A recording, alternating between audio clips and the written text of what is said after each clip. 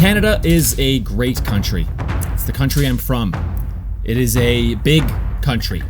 It is a country known for maple syrup, poutine, and now baseball. Welcome to Gaming with Mac on the mic. This is a franchise rebuild of the Montreal Expos, formerly the Washington Nationals, formerly the Montreal Expos from even before then. We brought the Nationals back to Montreal with the caveat of only Canadian players allowed. Now, because we can only add Canadian players to the team, scouting is going to be extremely important if we are going to try and build an entire Canadian team here. Efficiency and discovery are going to be what we want to start. So initially looking at these scouts, honestly, they suck and I hate them. So now that we have our new scouts, all we're going to do is go to discover new prospects. There's pitcher, outfield, infield, and catcher. We want to go international for all of these. I don't actually know if these stats talk to each other. I don't know if discovery is on its own or if it matters if pitchers are close, but I just like to coincide the guys who have good position players to be scouting the position players at all times. That just seems like a smart thing to do. 1 week in, we have 1 new outfield prospect, 3 new infield prospects, and 4 new pitching prospects just to kind of show us what type of quality we are dealing with here.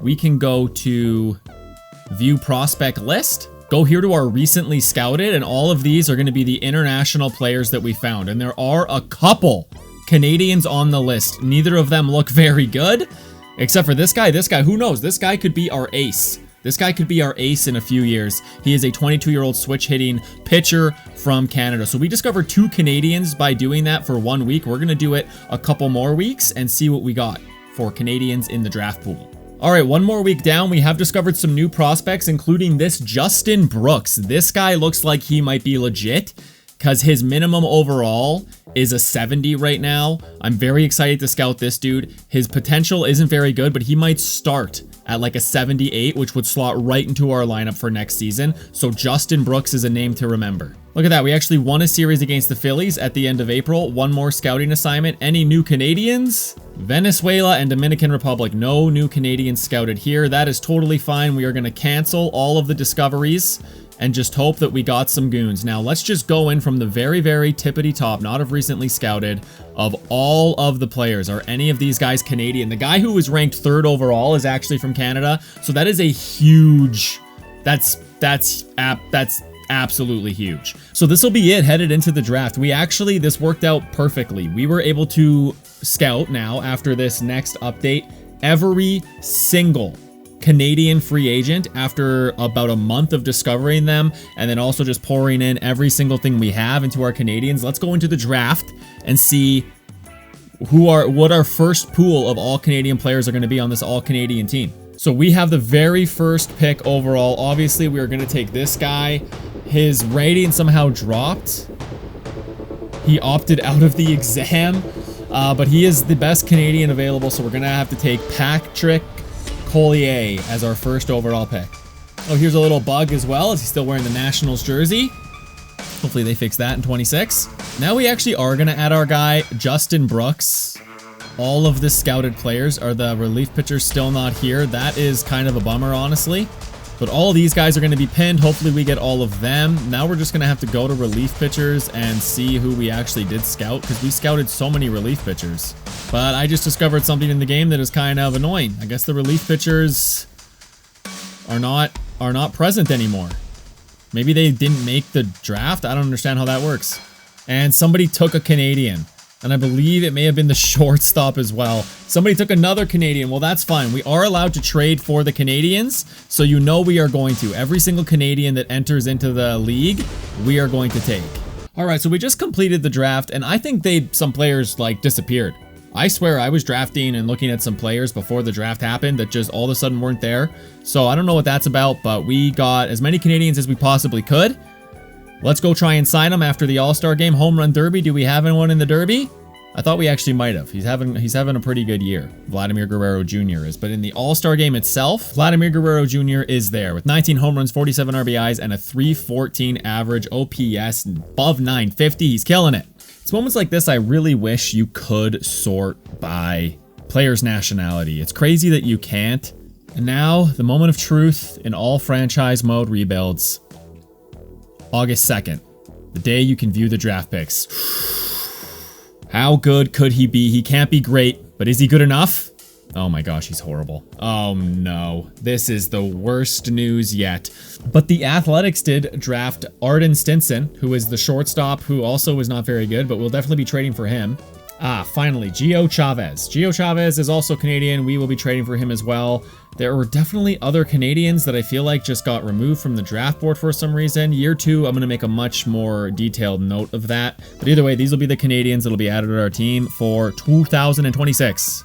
So we ended off the year 52 and 110. Honestly, with the benchmark of our worst Canadian player and kind of the rule that I think I'm just deciding for this. Unfortunately, I had to play a non-Canadian because of a couple injuries, but the rule that I'm kind of setting is our worst Canadian player. No player can be better overall than our worst Canadian player. For this year, it was Tyler Black, but he actually got better this year. And you know what? He batted .208. He hit a home run. He had himself a good day. Other than that, there's really nothing to be noted of anybody who really excelled other than Vladimir Guerrero Jr. and Josh Naylor kind of did what Josh Naylor can do, given the fact that he doesn't have much help. But you know what? They're both getting better and could potentially be on good all-Canadian teams if our draft picks for this year and next year pan out. In terms of our starting rotation, they all stayed relatively healthy. I don't really think any of them got hurt too much. Yeah, they were pretty bad, but the whole team was pretty bad. Do you ever have one of those moments where you just completely forget that an absolute super stud outfielder is from Canada? I just had one of those moments. How he wasn't on this baseball reference page or how I missed him is absolutely beyond me. But Tyler O'Neill, thankfully not too far into this, it doesn't really matter. The first year was always going to be absolutely horrible, but thankfully we didn't forget about one of the best Canadians in the league for too long. Tyler O'Neill's on the squad. Thankfully, the guy we picked up, and this is the best MLB trade logic ever, the guy that we randomly got in the Rule 5 draft but just completely by simulation, is enough to get Tyler O'Neill for a 1-for-1 deal. That doesn't make any sense, but that's why we inflict different challenges, like Canada-only teams, because the trade logic in this game will always be just a little bit wacky. So after collecting Tyler O'Neill and a few of the other players that fell through the cracks, we are now at 30 players on our 40-man roster. That is still a lot of Canadians to be entered into the league. Hopefully we can figure out the fishiness with the draft and actually try and draft all the Canadians that we see there. We are just about to start spring training. See how the first round of scouting goes from here. But just before we start with the scouting, let's take a look at the team. And first and foremost, they are all Canadian. Every single member of the squadron is from Canada from here on out. Unless there's injuries, we will always be dressing a full 26-man roster of Canadians. Very exciting. Well, although our entire team is Canadian, they are definitely not good. We're only going to have 7 pitchers in the bullpen. I'm sure that'll be fine, just because these are the only Canadians that we have in the league at the time. Nick Pivetta will be our ace. Soroka, Tong, Quantrill, and our first overall pick, Patrick Collier, the biggest disappointment in all of history. So what I learned from the first round of scouting is that discovery is actually really important. I'm gonna try and pour as much into discovery as possible, maybe an extra couple weeks on that, and hopefully that'll help us find some better Canadian prospects and see if any of these top guys are Canadian and go from there. Marcus Sewell. Seemingly a pretty good prospect in the top 10. That's at least very lucky again. Julian Castillo, best starting pitcher. Kenny Chipper is back again for another round in the draft. So I guess that answers that question. I'm not sure why he wasn't in the draft, but I was able to scout him and now he's back in the draft, but he didn't make himself eligible. So I guess not every player that makes himself eligible for the draft is there. But I had to discover this guy again, which is interesting, and he does not appear like he will be good at all, but he is Canadian, so we are going to try and get him. Aaron Sterling is also back in the draft. That's another guy I remember scouting last time. Logan Dallman, there's a couple pretty solid Canadian starting pitchers we can hope to get in this upcoming draft. For position players, it is pretty weak. We're going to maybe try and look just one more time for position players because there's not a lot of Canadians out there at all. Now in the draft, I believe this was our shortcoming. You do want to go to add prospects, because then you can guarantee that they will be draftable, perhaps. Because if I go here and I go to relief pitchers that I scouted, the Canadians are here. So I want to add these guys to my draft queue, and then maybe they won't go away. So it turns out not everybody you scout is actually even going to be in this list to pin, because I do remember Bear from the last 2 drafts, and he has not made himself available for either of those drafts, but he was able to be scouted. So that's just something to note as well. But this is definitely what you ought to do, and what I'm going to be doing for any future challenges like this is go through on the actual draft day and just make sure you tag every single player from the desired location. For me in this one, obviously Canada. I would say a very disappointing all-Canadian class here. A lot of solid pitchers, but 1, 2, that is all for the position players. Only 2 position players are coming into the league. That is horrifying. Obviously with the first overall pick, because our team is absolutely horrible. Hopefully he is incredible. Not this guy. That guy looks like a bona fide blue chip prospect, but he's not from Canada.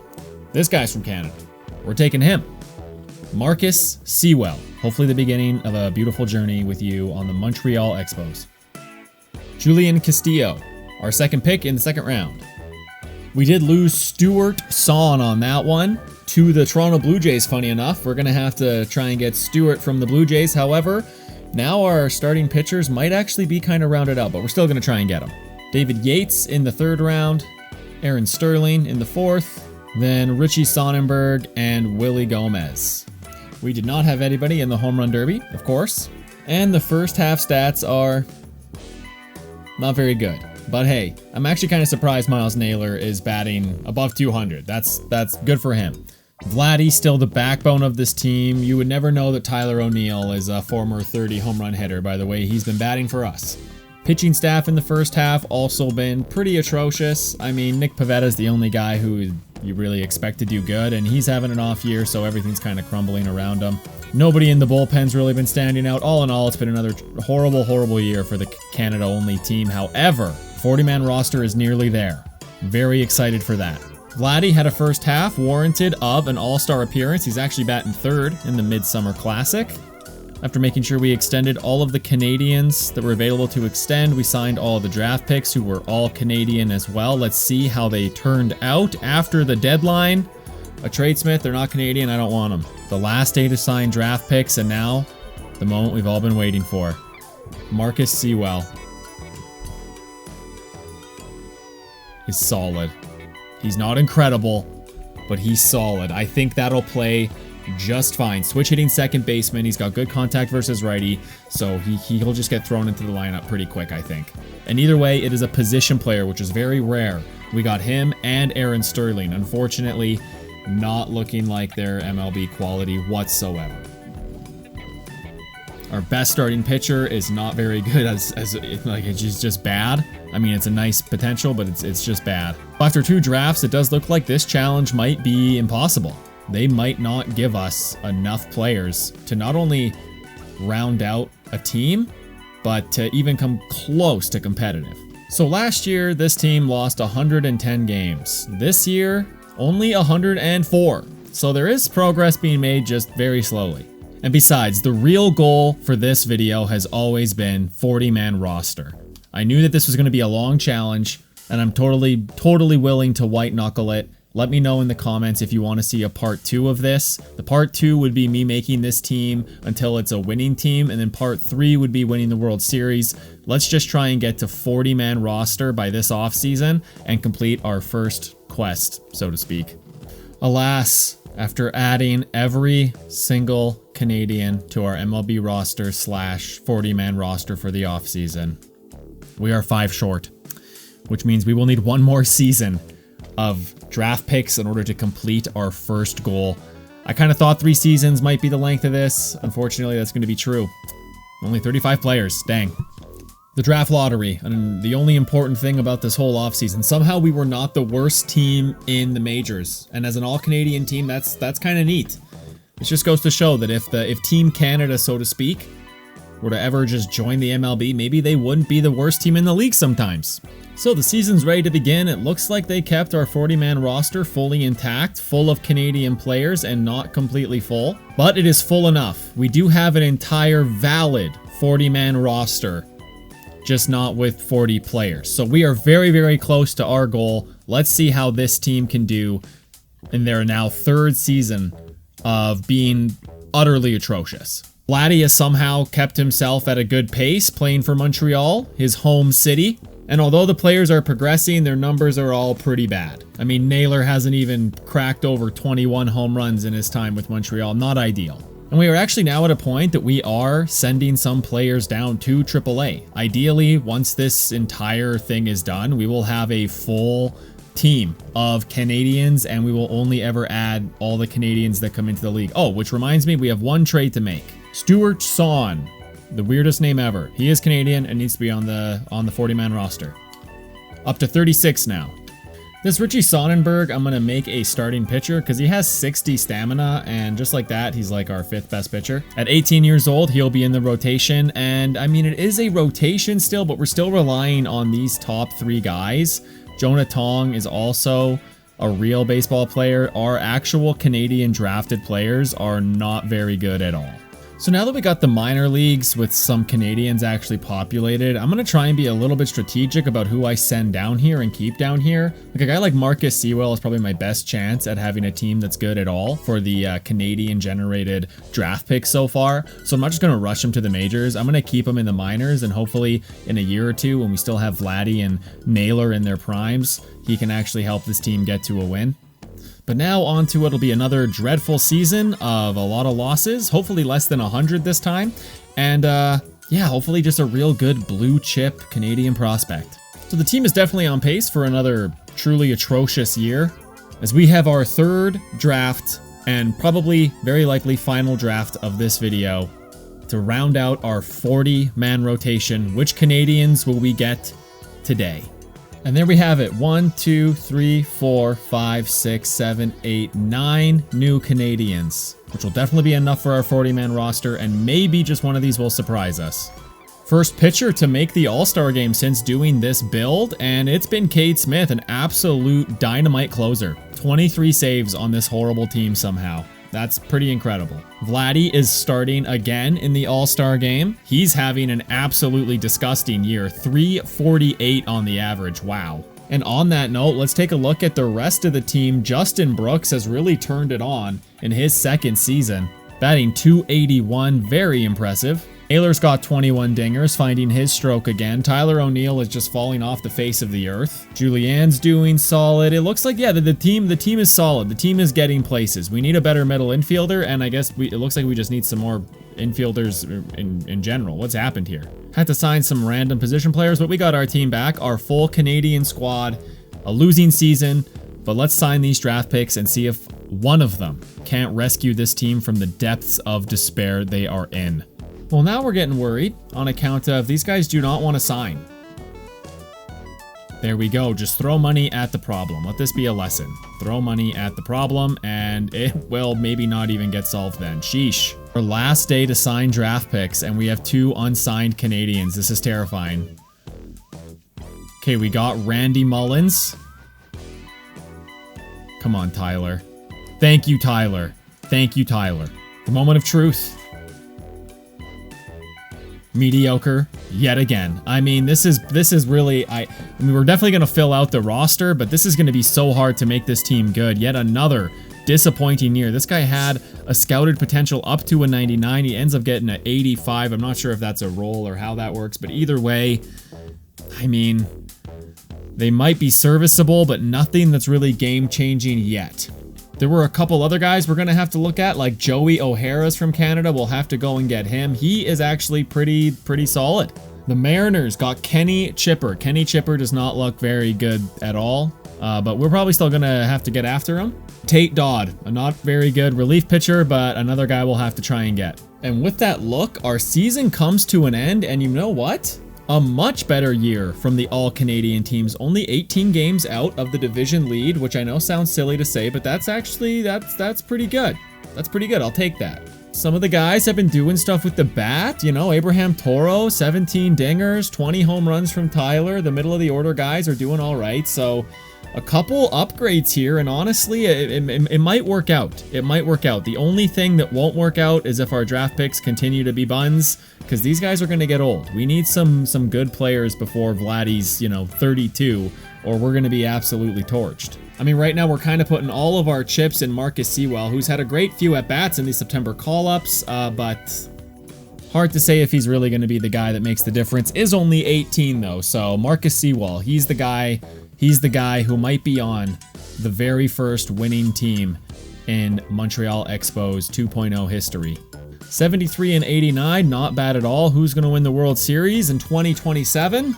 The Padres beat the Red Sox. Now that'd be a fun one. Clayton Kershaw finally getting inducted into the Hall. And with that, we head to our off season. And now with our 36-man, 40-man roster, 4 players away, we go to our newest draft picks. Cordova gets added, 37. Randy Mullins is 38. Tyler Grant is 39. And Lucas Burrs, the 40th man on our 40-man roster. Now our 40-man roster is completely full of Canada-born players. Very first step is done. We go to add another Canadian, we can't, because it's full of Canadians. So now all we got to do is try and get this team to be good enough to win, which might be impossible, but we are going to continue to try. And that'll do it for this video. The next video will begin at the beginning of the 4th season of this build. Next video is hopefully going to be making this team winning bound. I'm going for an 83 win season, but that'll do it for this video. Thanks for hanging out. If you like this sort of stuff, make sure you like and subscribe, and we'll see you in the next one. Adios, pelota.